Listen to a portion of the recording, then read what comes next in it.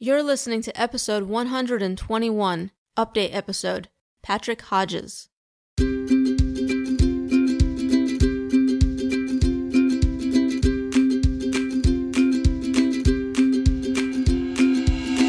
Welcome to the Grass Gets Greener podcast, the show for survivors by survivors. I'm your host, Melissa Wilson, a bullying survivor and anti-bullying advocate. And each week you'll hear from a survivor who has overcome a traumatic experience to go on to not only survive, but thrive, so that you can too, starting now.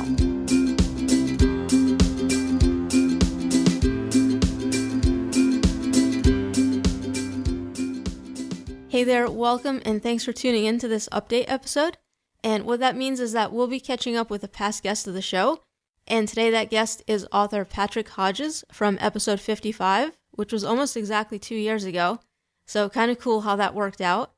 And if you want to check out Patrick's first episode, you can find that at thegrassgetsgreener.com/Patrick Hodges.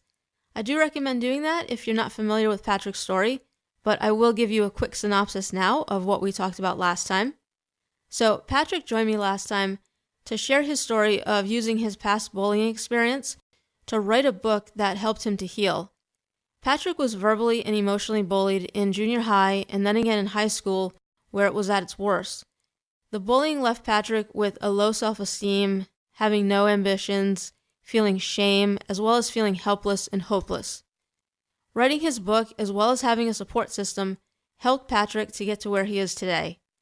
So now that gets you mostly caught up, let me share what we'll be talking about in this episode. Patrick's going to share how writing his first book, Joshua's Island, was the start of a whole new life for him as an author. He's going to share the books that he's written since the last time that he was on, the inspiration for his new book series. He's going to share his advice for any new writers out there, and also his experience with attending his 30-year high school reunion. So I hope you're excited to get caught up with Patrick and to hear about what's been new for him over the past 2 years, including all of the books he has written since then. So without further ado, we'll go ahead and get into this one, and I'll go bring Patrick on.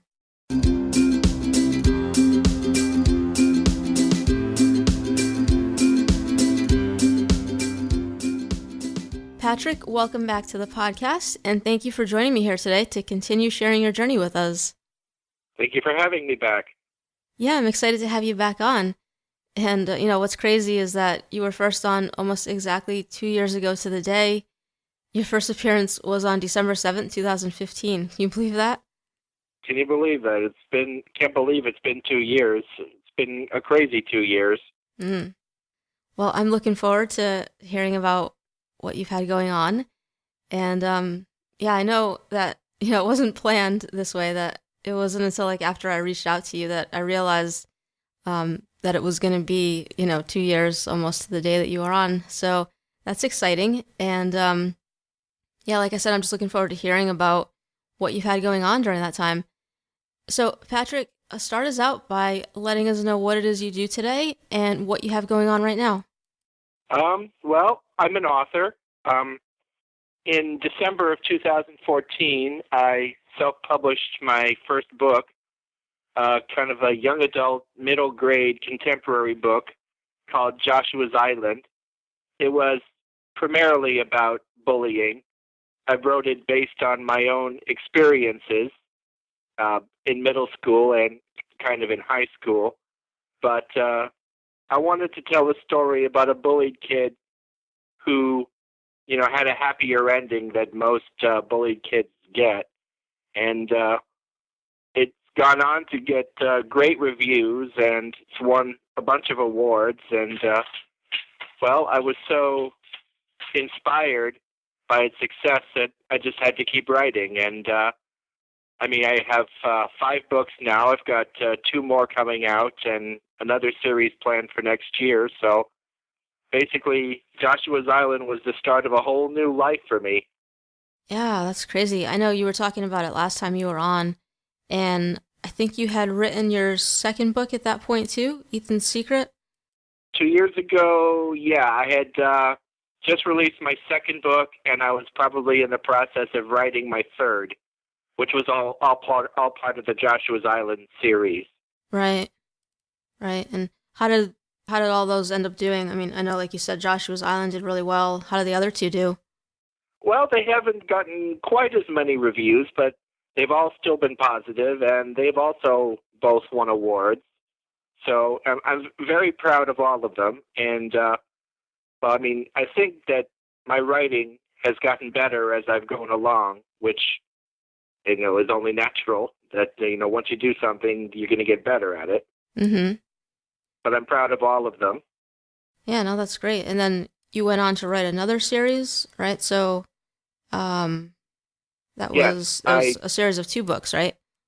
yeah, I mean, I'm, I completely changed genres. I went from young adult contemporary to like epic science fiction fantasy. Um, I It's quite the change, right? Yeah, well, my first love as a child and a teenager was always science fiction and fantasy, so I wanted to do something in that genre. So, but believe it or not, I mean, even though I've completely gone, like into literally into outer space, um, I still really can't get away from the bullying theme, which kind of is also part of this other series that I'm writing. Mm, Even though, I mean, like I said, it takes place in the future on a distant planet, but it still kind of involves bullying. gotcha. What are those two books called? Well, the series is called "The Wielders of Arantha," Arantha. The first book in the series, which I released in April of this year, is called Pawns, and the second book, which I released in September, is called Queens. Chess terms, basically. The book 3, which I'm working on right now and hope to release early next year, will be called Endgame. Okay, so it'll be a three-book series as well.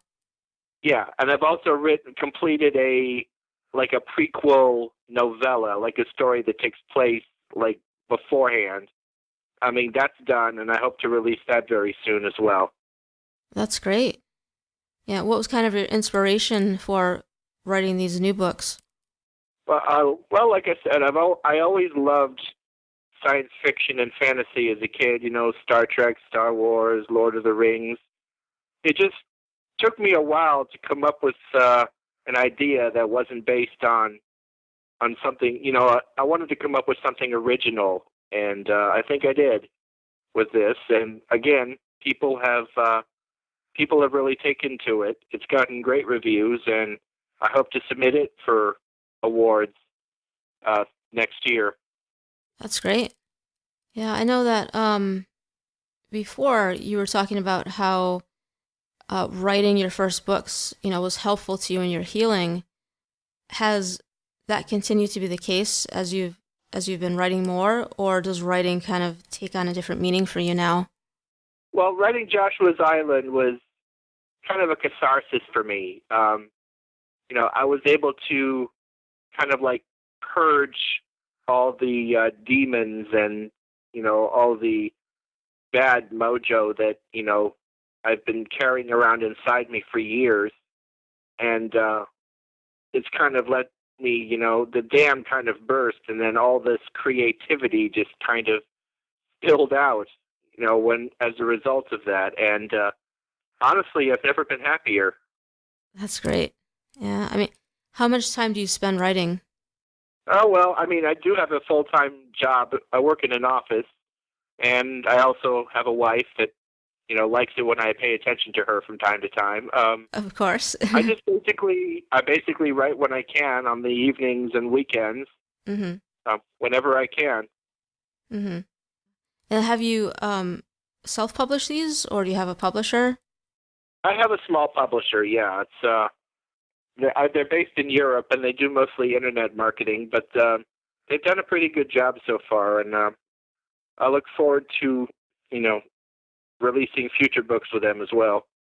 That's good. Yeah, I know that. I mean, I haven't written a book myself yet, but I know that a lot goes into it, and it can definitely be like a time-consuming process, and I think a confusing process if you're not sure what you're doing. Oh, definitely. But, in 3 years of writing, I've made a lot of friends and contacts who are authors, and they're great people, and they've helped me. They've helped me a lot become a better person and a better writer. And I mean, you can never be. Nothing's ever perfect, but you always want to improve. And because of them, I'm a lot better now than when I wrote Joshua's Island. Mm-hmm. Yeah. What advice might you have for someone, who's thinking about writing a book for the first time? Like, where should they begin? Like, should they try to self-publish? Should they try to look for a publisher? Like, what would be kind of, based on your experience, what would be your recommendation for them?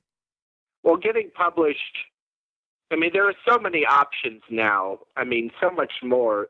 It just depends. It just depends what your goals are. I mean, are you writing? Do you want to reach a wide audience, and or are you basically writing because you enjoy it? Are you willing to perfect your craft? Or do you just want to get it out into the world as quickly as possible? I mean, everyone has different motivations for writing, but I mean, if you want to put out something great, then you got to make sure that everything is as good as it can possibly be. You got to have other people read it, and you have to have it edited, and you have to have a good cover. You have to have all that. But I mean, if you're patient enough to try to sell it to like traditional publishers or small publishers, then sometimes you have to try over and over again before you find someone who likes it. I mean, J.K. Rowling, was turned down dozens of times because, I mean, she was told that no one would want to read a story about teenage wizards. I bet they're kicking themselves now. Right. Yeah. How long does it usually take you to get a book written and published? Well, depending on how involved the book is, how long it is, and how much time I have to write it. But I mean, for me, I can generally write a full novel in 4 to 6 months. Mm-hmm. It's not too bad. I mean, some people can do it in less time. Some people take longer. Some people will spend years just to write one book, which is fine. I mean, like I said, it just depends how much time you have and how much determination you have. Mm-hmm. Yeah. Yeah, absolutely. Well, that's really exciting, and I think it's great how you've found a purpose in writing, and how it's something that you're passionate about and it makes you happy. Yeah, that's such a great thing. Yes, it is. I just wish I hadn't gotten into my 40s before I discovered this passion. And I don't remember, but did you do any writing before then, or like did you have any idea that this was something that you were even passionate about? Not really, not at all. I mean, before I started writing Joshua's Island, I hadn't written anything more complex than a movie review. Yeah, now here you are with 5 books, so that's awesome. So tell us, like, what else has been going on since we last talked? Anything else you want to mention? Well, it's ironic that it was just last month that I attended my 30-year high school reunion, and I had a chance to meet several of the people who picked on me in middle school and high school. Mm. I'm happy to say that almost all of them have grown up, and they're not quite as disagreeable as they were back then. And it was a long time ago, and we're all grown up now. So I was happy to see that, to let that part of my past go for good. Was this the first time that you had seen them? I think I'd seen them a couple of times in previous reunions, but this was the first time since I had written the book that I had seen them. And, I was happy to smile and shake their hand and say, it's good to see you, hope everything's going well, and, kind of put the past behind me. Mm. Did you guys talk about the bullying at all? Yeah, There was one exception, though. I mean, the main guy who picked on me in high school, I found out, is still kind of a jackass, but, that's okay. Some people don't change, I guess. No, they don't. But yeah, that's okay, right? I mean, as long as, you're okay with where you're at, I think that's the important thing. Yep. So, yeah, did you talk about the bullying with any of them? Not really. I didn't really feel comfortable bringing it up. Mm-hmm. Because, I mean, we're all in our late 40s now, and, we're talking about things that happened when we were 11 and 12. I didn't want to harp on the past because, I just didn't want to do that. Yeah, no, I can understand that. But, I mean, I think that's good that you at least, you had a good experience with it. Because I know that that's not an easy thing for everyone to do, or not something that, some people even want to do. Very true. So, anything else? Other than that, not much has changed for me. I mean, I'm working, I'm writing, and basically I'm enjoying life. I mean, I've had a few health scares in the last couple of years, but I've come through them okay. That's good. Well, I'm glad to hear you're doing well. And I know you were telling us about the 2 new books that you have in the works right now. Right. Any other future plans that you want to mention? Well, after I finish this science fantasy series, which I hope to do early next year, I'm already kind of planning the next few books I'm going to write. I'm going to bring it back to Earth and try paranormal. I've gotten to know quite a few paranormal authors and read a few paranormal books, and it's something I'd like to try my hand at. Interesting. Yeah, I find the paranormal to be fascinating, so I'll look forward to those. Thank you. Are they going to be like fiction or based on? Oh no, yeah, it'll be totally fiction. Okay, cool. Yeah, so you just see yourself continuing to write. As long as I have an idea or a storyline in my head, yeah, I think this is something I want to do for the rest of my life. Yeah, that's awesome. So, Patrick, I know you said, you're doing well today, and that's so great. Are there any things, from your past that you're still struggling with now? I wouldn't say struggling. Obviously, carrying all that, low self-esteem all my life, because, that it really affected me, the bullying. And I mean, even though I like to think I'm happier now than I was back then, it affected my personality. And I don't think, I'm still kind of introverted, I don't really like, crowds or, really huge social events. I mean, I'm kind of a homebody. That probably came from the bullying, but it's part of who I am now, and that's probably not going to change. So, I've kind of had to embrace it. Mm-hmm. Yeah, I think, like last time you were talking about as well, how like, I mean, some of that stuff, like it just kind of stays with you, but it kind of, I think, how it affects you changes over time as you are processing it and just kind of, living your life and healing from it. Just so definitely. Yeah. I mean, it affects you. It affects you. I mean, you can either turn it, into a positive, or you can, let it keep you negative. And, but, you can get past it, but, it's not going to getting past it doesn't suddenly change you into a completely different person. Mm-hmm. Yeah, it's like it's part of who you are. It's what you experienced, and that's, nothing really is going to change that. It's about, I think, what we do with what's happened to us, but we can't ever go back and erase that from our past. No, we can't. Well, either way, I'm glad that you're doing well today, and that, it's not holding you back. the way that, maybe it did back then. So, Patrick, I want to ask you the final question that I have for you, which was the final question that I asked you last time as well. And I'd like to do that and just to see if, you maybe have a different answer from last time, since it's been a couple of years. So, so that question is, given what you know now, if you could go back to when you were going through your tough times and give yourself one piece of advice, what would it be? I don't precisely remember what I said last time, but I would just say, don't give up. Don't give up. Things will get better. You will have a life.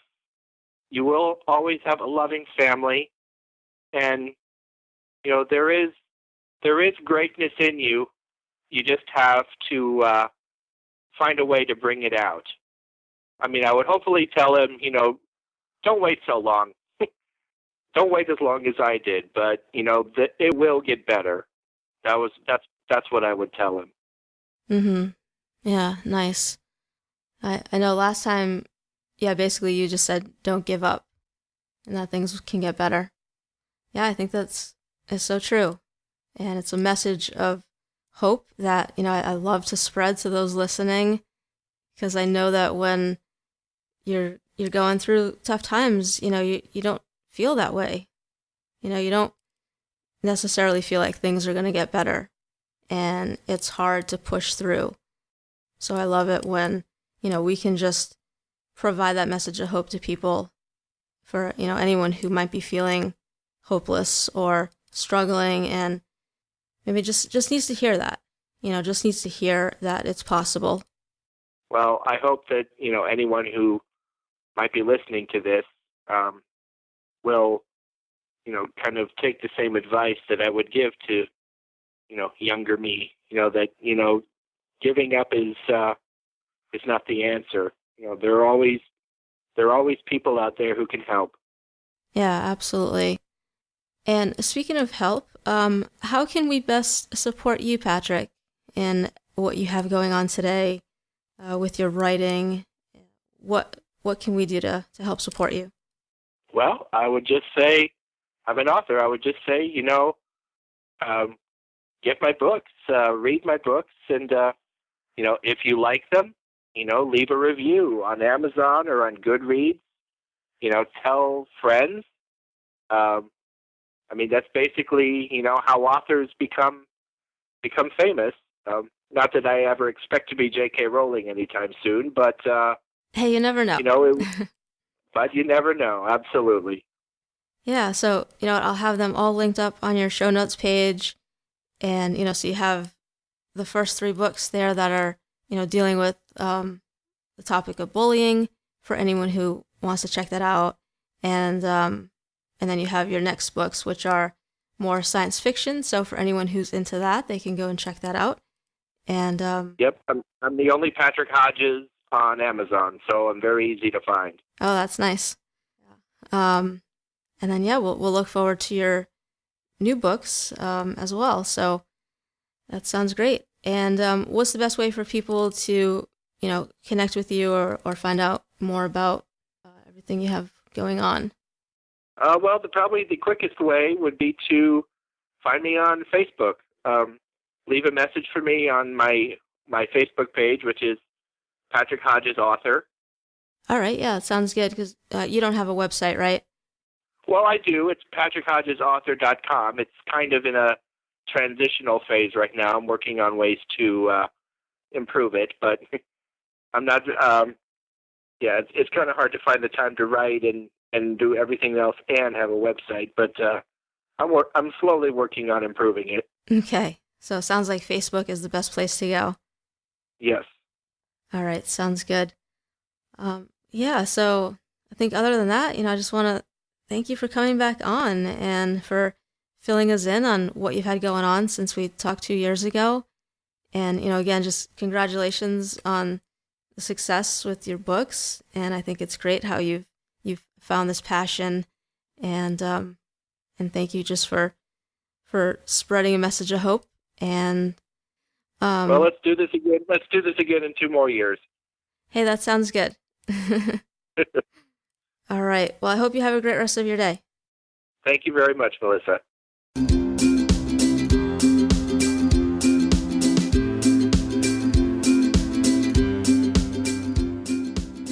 Thanks for listening to the show today. This has been the Grass Gets Greener podcast, episode 121. Go to thegrassgetsgreener.com/Patrick Hodges and the number 2 to find the links mentioned during this episode or to leave a comment. So I hope you enjoyed getting to hear from Patrick again. I think it's great how he's discovered a passion for writing and where that has taken him. And be sure to check out Patrick's books if they pique your interest, and let's just help support him in what he's doing. And come back in 2 weeks for the next episode. So it's going to be another update episode. I decided to do back-to-back ones to close out the year. I won't say who it's with, but I will say that it's with someone who was also on in a previous December. So be sure to come back and check that one out, especially if you're liking these update episodes. Also, be sure to head over to the website to grab your free copy of the Top 10 Strategies Guide for Survivors. In it, you'll find the top 10 most common strategies my podcast guests have used for overcoming the effects of past trauma. It's a great place to get started if you're looking for some strategies that can help you in your healing, as they have helped my guests. And you can find that at thegrassgetsgreener.com/guide, or also on the show notes page. So be sure to grab that if you haven't yet. And lastly, don't forget to head over to iTunes or Stitcher to leave the show a rating and review so that we can reach as many survivors as possible. And, as always, have hope.